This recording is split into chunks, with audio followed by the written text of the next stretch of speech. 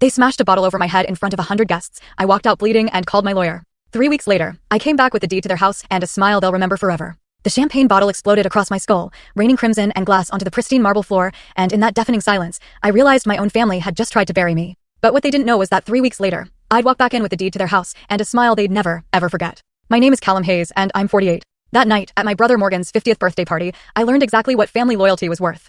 The silver pocket watch in my jacket ticked steadily as I staggered out, blood trailing in my wake. The chandeliers glittered with a harsh brilliance above the polished marble floors of the Highland Village estate. Guests, draped in designer suits and glittering dresses, floated from room to room, champagne glasses balanced effortlessly in manicured hands. The air smelled of cedarwood and money, an aroma that had been part of my life since I could remember. It was Morgan's 50th, and if you didn't know better, you'd think it was a senator's inauguration. I stepped inside, smoothing the lapels of my navy suit, the one I reserved for weddings and funerals. I was greeted with polite nods and forced smiles, the kind people use when they're obligated to acknowledge you but would rather not. It was always like this, like I was a distant relative, someone necessary but not quite welcome. Morgan was the center of it all, standing beneath the archway with a whiskey glass in one hand and his other arm around Vivian. They were laughing with a group of associates I didn't recognize, probably from one of his recent business acquisitions. His suit was custom-tailored, sharp lines and perfect creases that spoke of appointments I'd never been invited to. When his eyes caught mine, he lifted his glass slightly, more in acknowledgement than greeting. I nodded back, making my way to the bar. Iris was there, draped in a crimson dress that sparkled under the lights. Her hair was pulled back in a bun so tight I wondered if it hurt. She was speaking with a tall man in a charcoal suit,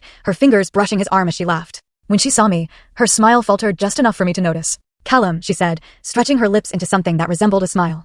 "I wasn't sure you'd make it." "I wouldn't miss it," I replied, taking a glass of champagne from the bar. The bartender didn't ask if I wanted it, just handed it to me like it was assumed I'd follow the script. "Well, I'm glad you're here," she said, her eyes glancing past me almost immediately. "Morgan's been waiting to speak with you." I turned slightly, following her gaze. Morgan had separated from his circle and was making his way over, whiskey still in hand. His smile was broader now, dripping with confidence. "Little brother," he said, clapping a hand on my shoulder a bit too hard. "Glad you could join us." "Wouldn't miss it," I echoed, forcing a grin. He looked me over, eyes pausing on the cuffs of my suit. I knew what he saw. 3 years out of style, a little too tight around the shoulders. His lips twitched, but he didn't comment. "Let's get a drink," he suggested, steering me away from the crowd. We walked through the hall, polished marble floors clicking under our shoes. Paintings of stern-faced ancestors watched us from the walls, their frames gilded and heavy. We passed by the study, its doors closed but leaking light from beneath. Laughter spilled out from somewhere down the hall, mingling with the clink of glasses. Morgan led me to a side room, smaller and more intimate, with leather chairs and a wooden bar. He poured 2 glasses of bourbon, sliding one across the counter to me. "To family," he said, raising his glass. "To family," I replied, clinking mine against his. The bourbon burned on the way down, but I didn't flinch.